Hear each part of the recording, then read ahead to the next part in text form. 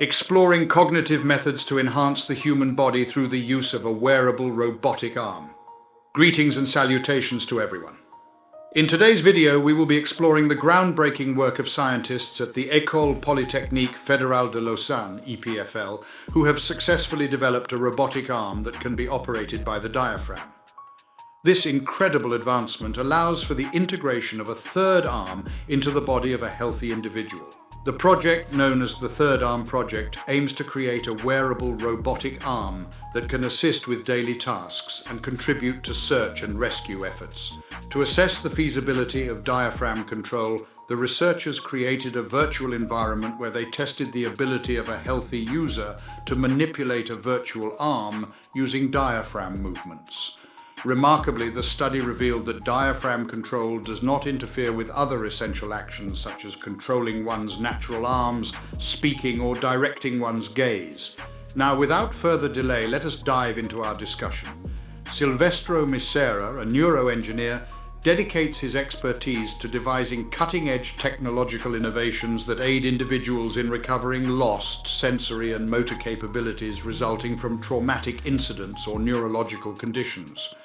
Prior to this endeavor, he had not ventured into the realm of augmenting the human body and cognition through the utilization of technology. In a recently published study in Science Robotics, Misera and his research team explore the successful monitoring of diaphragm movement as a means to effectively control an additional robotic arm, thereby enhancing the capabilities of a healthy individual with a third arm.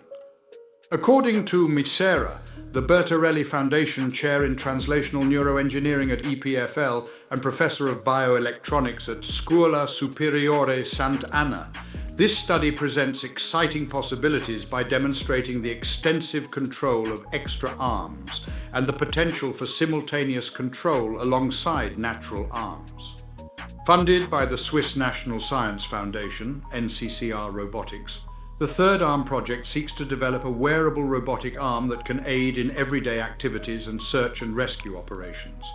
By investigating the cognitive constraints associated with controlling a third arm, Misera hopes to gain insights into the intricacies of the human brain. According to Misera, the primary objective behind controlling the third arm is to gain insights into the workings of the nervous system. By introducing novel tasks to the brain, we can determine its capabilities and explore methods to enhance learning. This knowledge can then be applied to the development of assistive technologies for individuals with disabilities or rehabilitation programs for stroke patients. According to Sulaiman Shokur, co-PI of the research and EPFL senior scientist at the NeuroX Institute, the objective is to investigate whether our brains are inherently programmed to regulate our natural abilities. The study has demonstrated that the human brain possesses the ability to adapt and synchronize with additional limbs in conjunction with our biological ones. The focus lies in acquiring fresh motor skills that surpass the current capabilities of individuals, regardless of their health status or disabilities.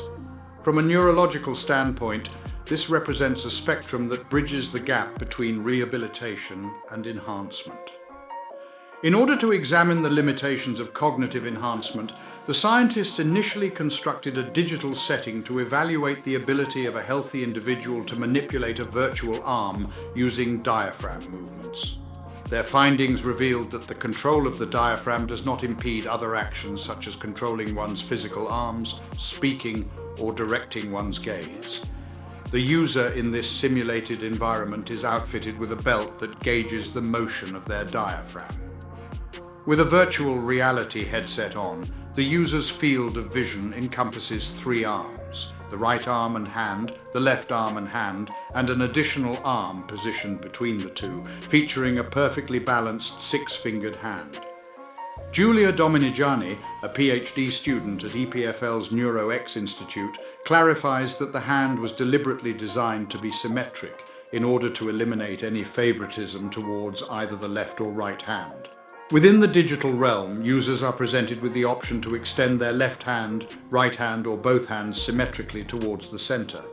In the physical realm, users grasp onto an exoskeleton using both arms, granting them control over the virtual left and right arms. The movement registered by the diaphragm belt is utilized to manipulate the virtual symmetric arm in the middle.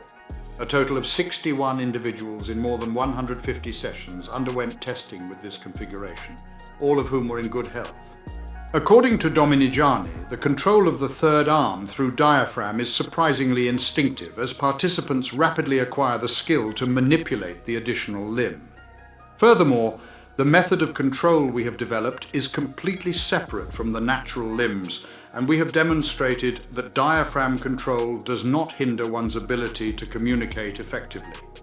In addition, the scientists effectively conducted a trial on the manipulation of a robotic arm using diaphragm control.